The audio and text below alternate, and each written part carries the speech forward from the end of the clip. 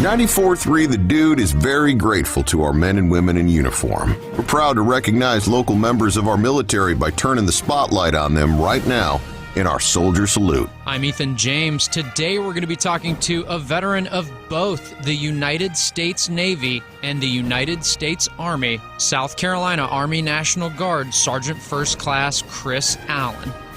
Sergeant First Class Allen, thanks so much for being here. Thank you so much for your service. Tell me a little bit about yourself and your Army story. Born at Fort Bragg, grew up in the shadow of Fort Bragg, and whenever I wanted to join the military, I had a choice to make. Do I join the Army or, do I look at other options? And maybe because I was around Army all of the time, whenever it came down to it, after I went through high school, took the ASVAB, then started talking to recruiters, and I graduated in 87. The cool thing at that time was computers. So whenever I was talking to recruiters, the Navy is really what caught my eye as far as computers concerned. So I was born at Fort Bragg, the heart of the Army, and always wanted to be Army. My grandfather was 82nd Airborne.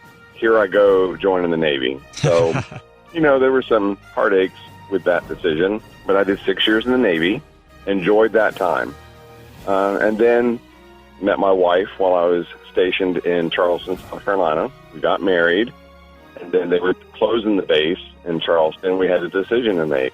Do we stay in the military or do we get out? And so at the time we chose to get out and took about 11-year break of service, then wanted to finish my time in service.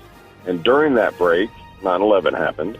So I started talking to recruiters again, the Army National Guard recruiter, and he talked about I joined the National Guard in 2006, CBRN, Chemical, Biological, Radiological, Nuclear, NCO, commissioned officer.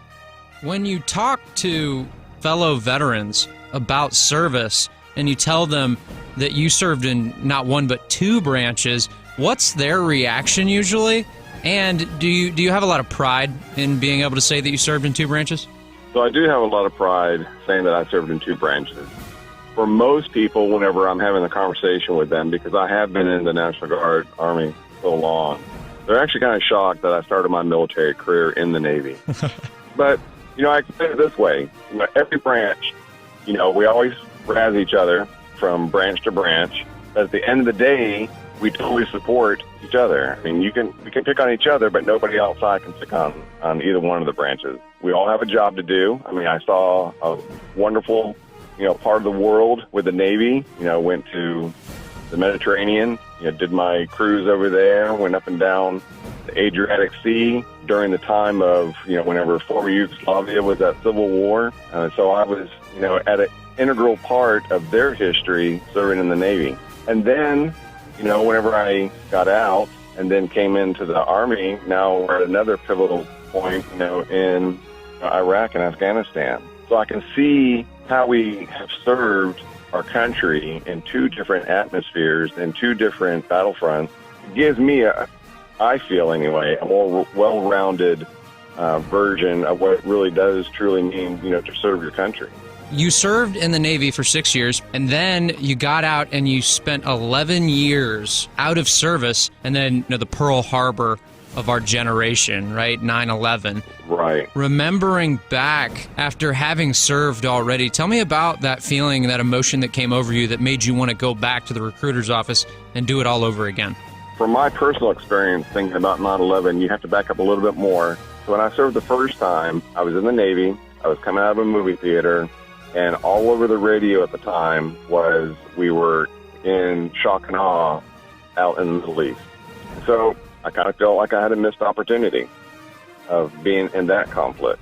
But then whenever 9/11 happened, I was doing satellite communication work at the time, and I was up in North Carolina. Over the news, the World Trade Center was attacked. And then the second attack happened. And I really made a decision at that point to go back in the military. That was my defining moment for myself. Mm-hmm. But of course, that happened in 2001, and, we went to 2006 before I actually joined.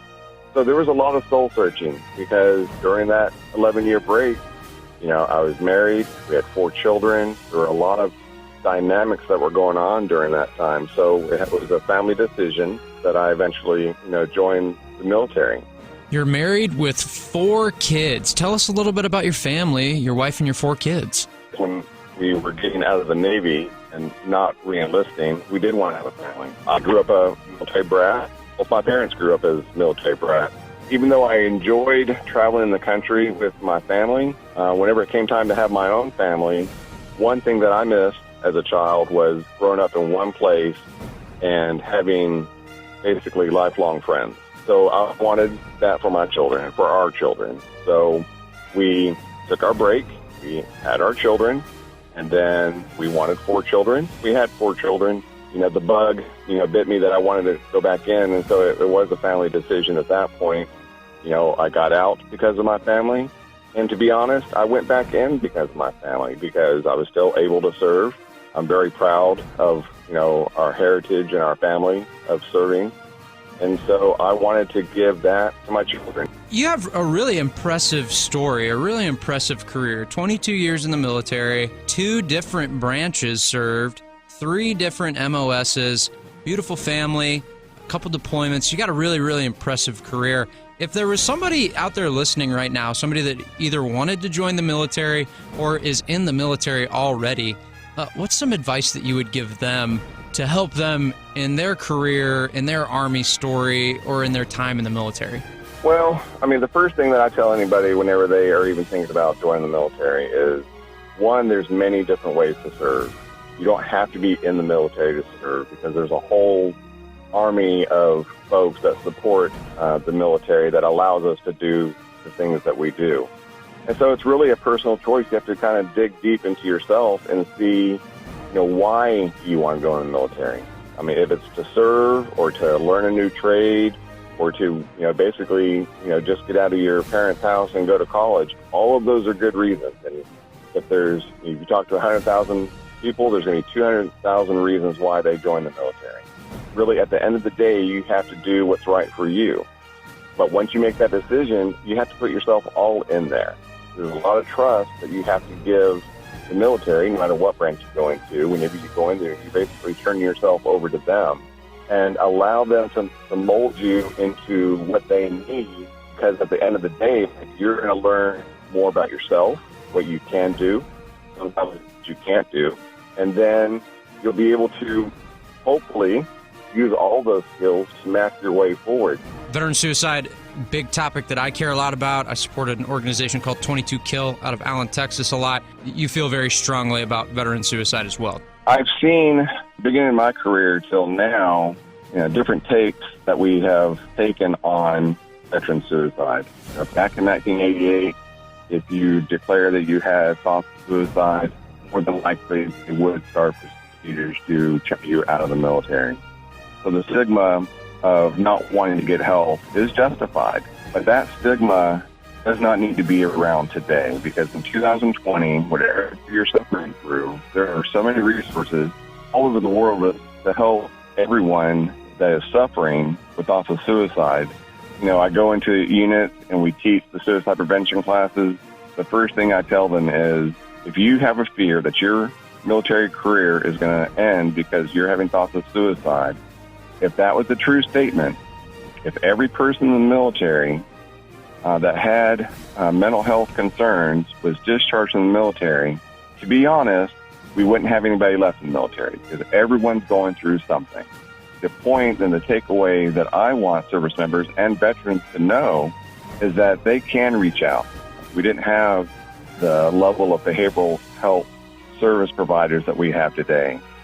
Even the Veterans Administration, if you haven't been to the VA in the last 12 months, it's a totally different VA than it was back in 1988. In South Carolina, we have the best Department of Mental Health Suicide Prevention Office. I would put them against any state in the nation. We have American Foundation for Suicide Prevention, AFSP.org. The Vet Center, that's in downtown Columbia. You can call 800-273-8255. That's the National Suicide Prevention Lifeline. If you add all the deaths that we've had in Iraq and Afghanistan, we lose that many or more every single year in our veteran community to suicide. But it doesn't have to be that way. Thanks for joining us in our Soldier Salute, presented by Little Pig's Barbecue, serving Columbia since 1963 with that bodacious buffet. And Palmetto State Armory, American made for life. And Franklin Equipment, rent, buy, rely. And Atkins Law Firm Workers' Comp Attorneys, who you hire matters.